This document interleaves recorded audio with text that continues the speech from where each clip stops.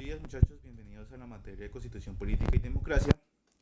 Y en el día de hoy tomaremos o tendremos en cuenta la situación internacional que está ocurriendo y lo que está pasando a nivel nacional y dentro de lo que se confiere a los gobiernos locales.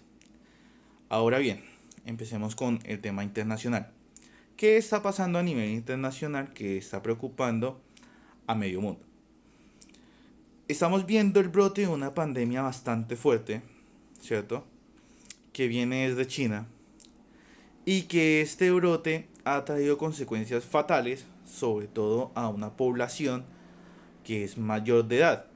Recordemos que la mayoría de las víctimas fatales que tiene la pandemia del COVID-19, o más popularmente conocido como el coronavirus, son individuos o personas que superan los 60 años de edad, que también tienen problemas cardiovasculares o pulmonares. ¿Qué ha pasado y por qué traerlo ahora en estos momentos a colación dentro de una clase que ya se llama Constitución Política y Democracia? Sencillo, muchachos. Valga recordar que la Constitución Política o un Estado solo es soberano o es reconocido como país o Estado siempre y cuando tenga la aprobación de todos los países de manera internacional. Esto hablando un poco dentro del marco internacional. ¿Qué pasa? Dentro de las situaciones internacionales ha ocurrido de que se han tomado medidas administrativas públicas internacionales que permitan dar respuesta o mitigar la situación que está ocurriendo, ¿cierto? Entonces podemos decir que dentro de lo público hay una administración pública internacional que se está ocupando de las situaciones de hoy en día. Además de eso, hay una colaboración internacional que hace muchos años no veíamos, que no fuera, además de cosas urgentes como sismos, maremotos o guerra, no veíamos una colaboración internacional científica de manera abierta, no a puerta cerrada, porque a puerta cerrada ocurren muchas cosas. De manera abierta, no nos habíamos dado cuenta de que ha pasado mucho tiempo de que no hay una colaboración internacional.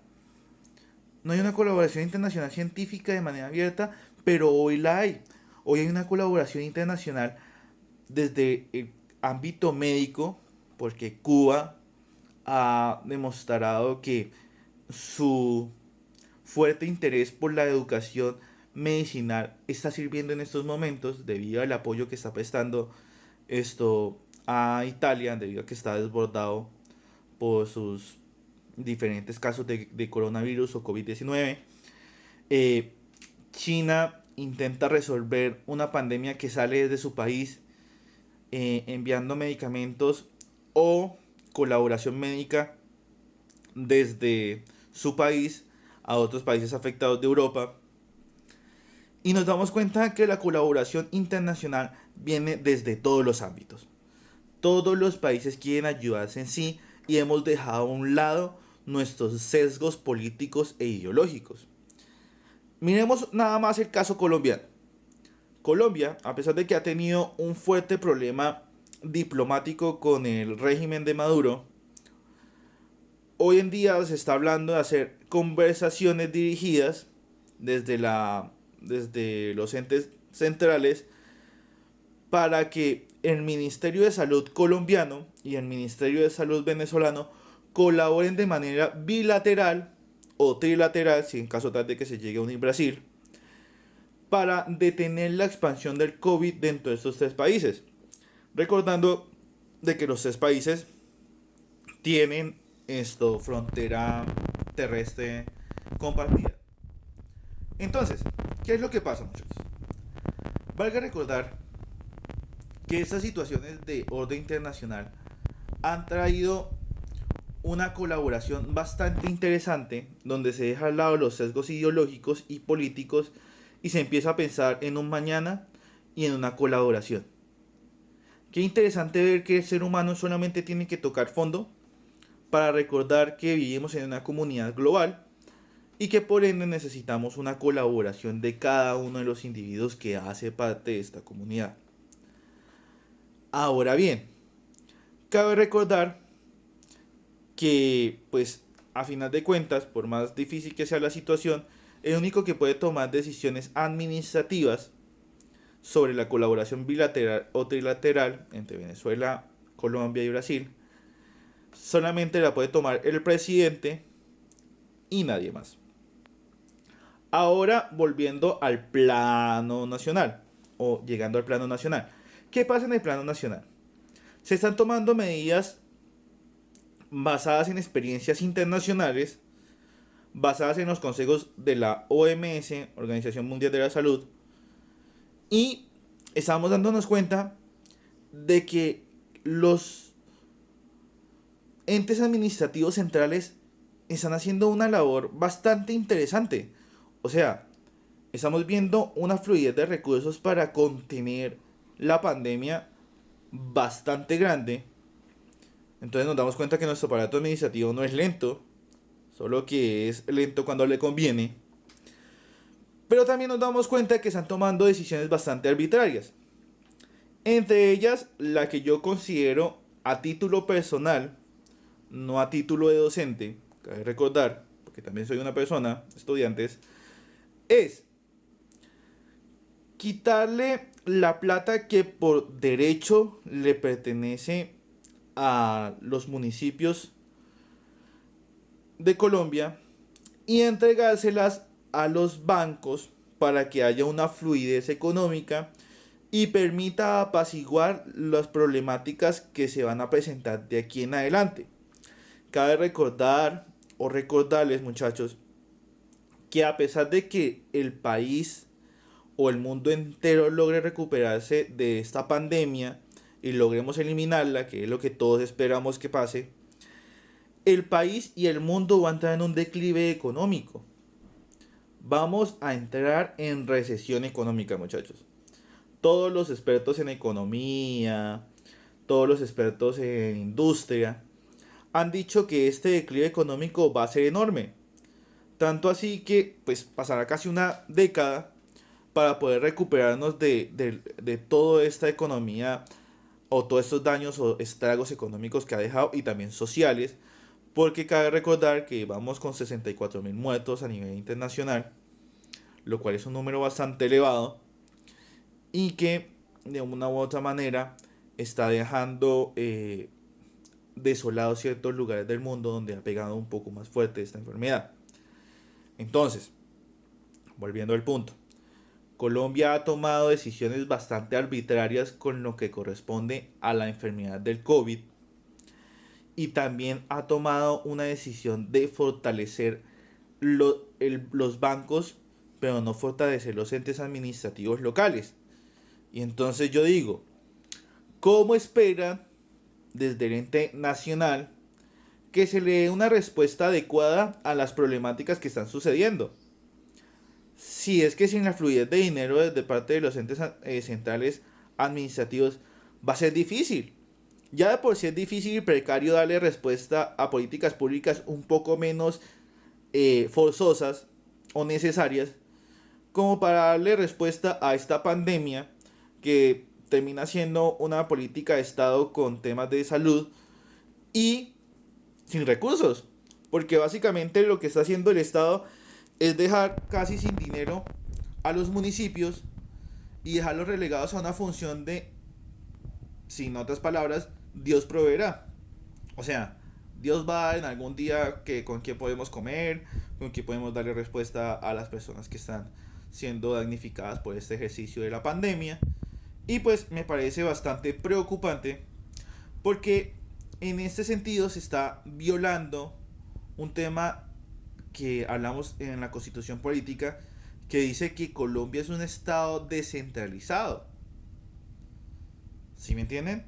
O sea, el poder administrativo o la ejecución de lo administrativo, es decir, de la platica, del money, no está solamente en el eje central que es Papa Estado o Papa Gobierno, porque pues el gobierno representa al Estado de manera de turno,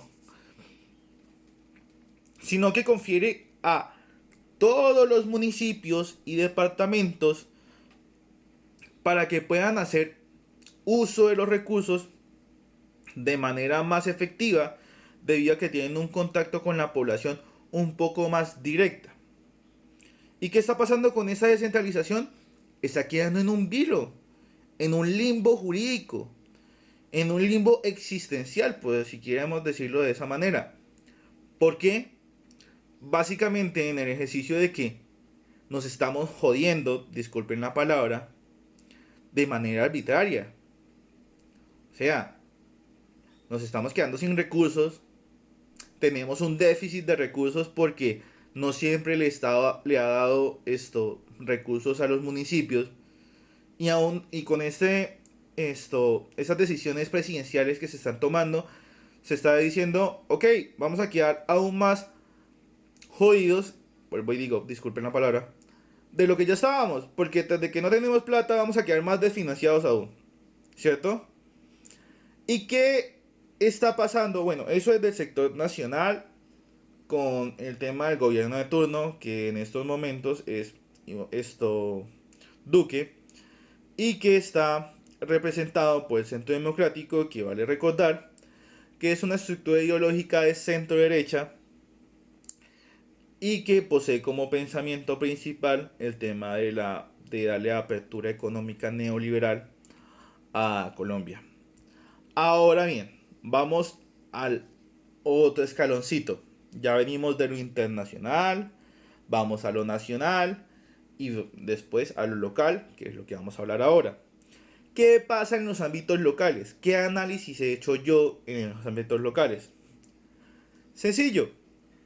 Veo una respuesta administrativa bastante eficiente por parte de muchos alcaldes, ya sea a nivel regional, es decir, Huila, Caquetá, Putumayo y Amazonas, ya sea a nivel nacional, de todos los alcaldes y gobernadores de nuestro país.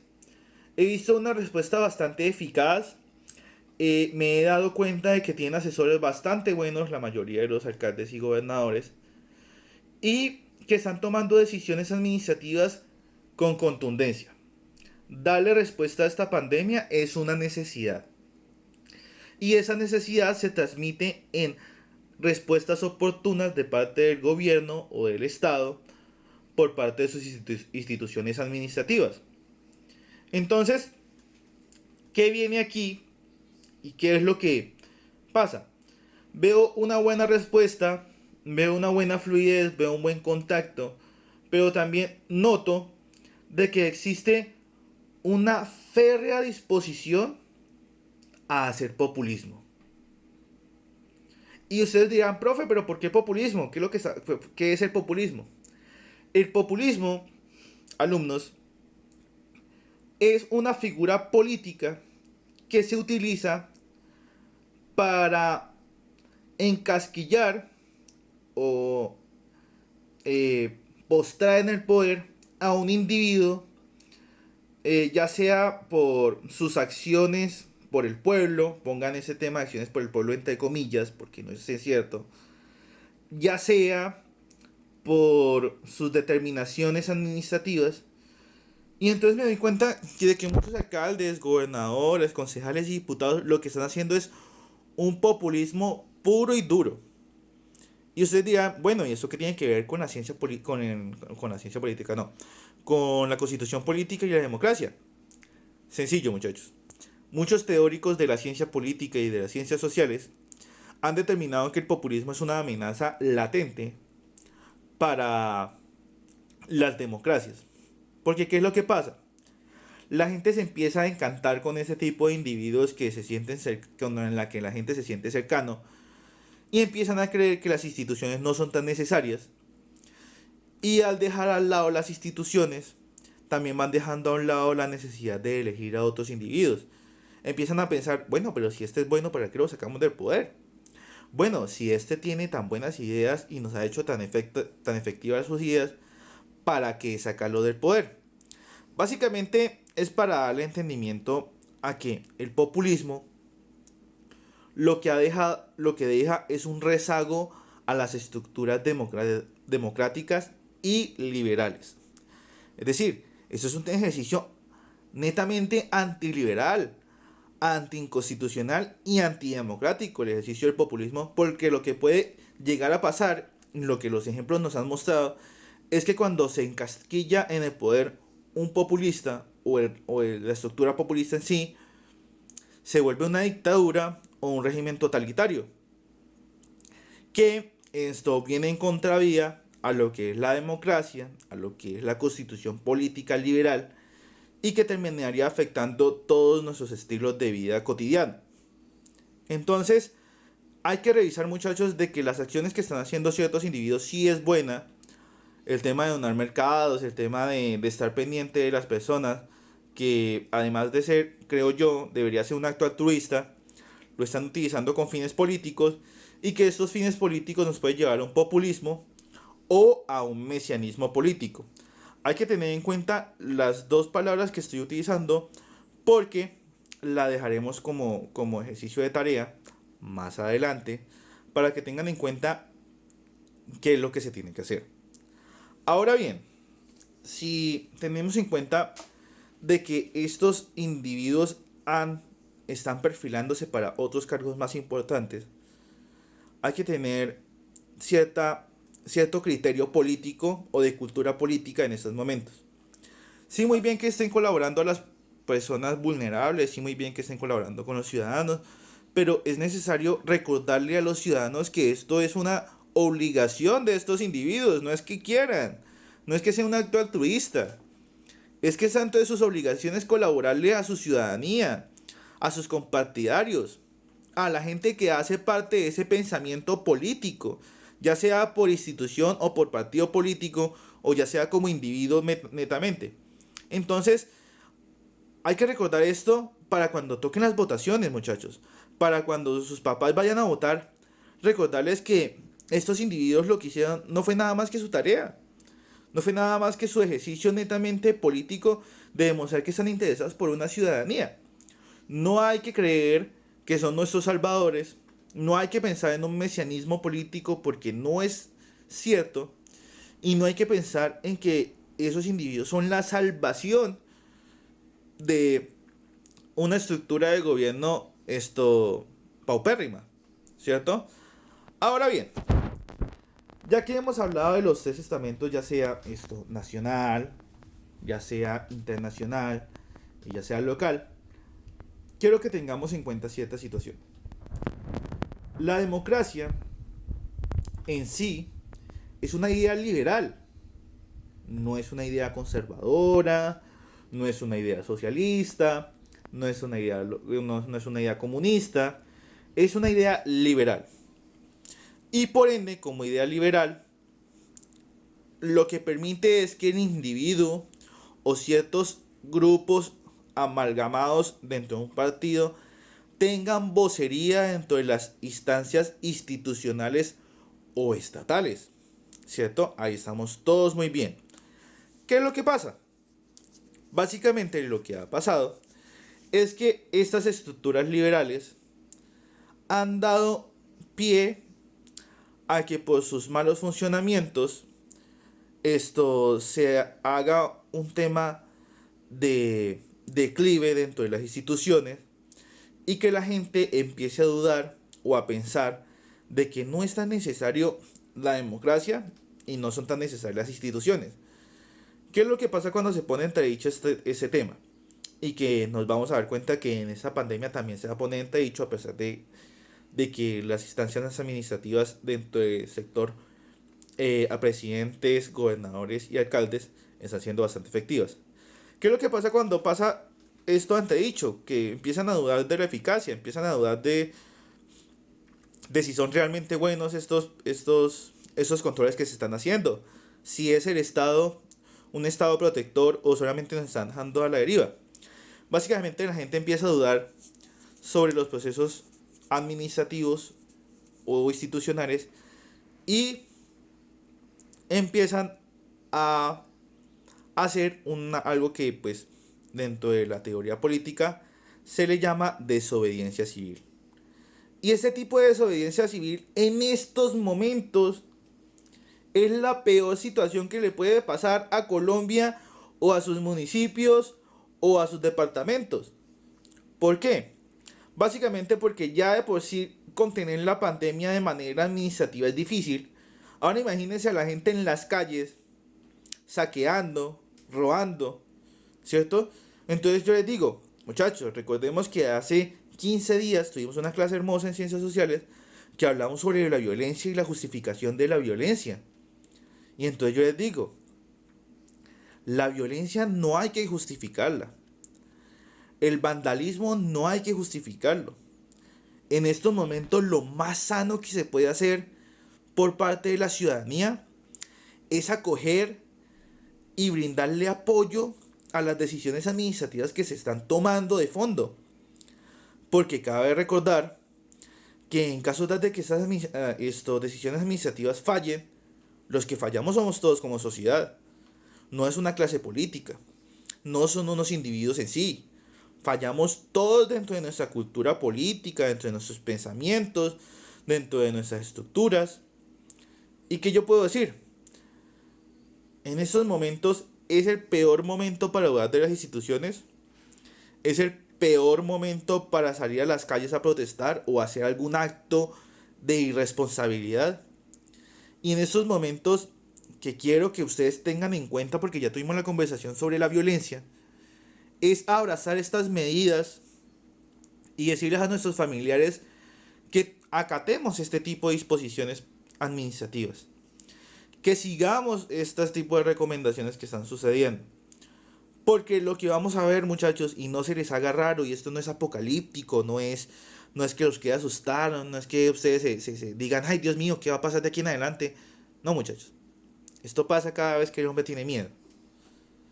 Y lo que va a pasar es que van a empezar a llegar unos saqueos, y van a haber robos, y entonces van a sacar a la fuerza pública más fuerte.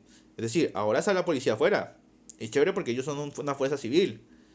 Cuando saquen a los militares a las calles es cuando yo les digo, ojo muchachos, porque el Estado no va a perder su soberanía, el Estado no va a perder su legitimidad de las armas. Y entonces hago un llamado de conciencia a que ustedes también hagan conciencia con sus padres y vean que esta situación se puede mitigar siempre y cuando cada uno aporte su granito de arena.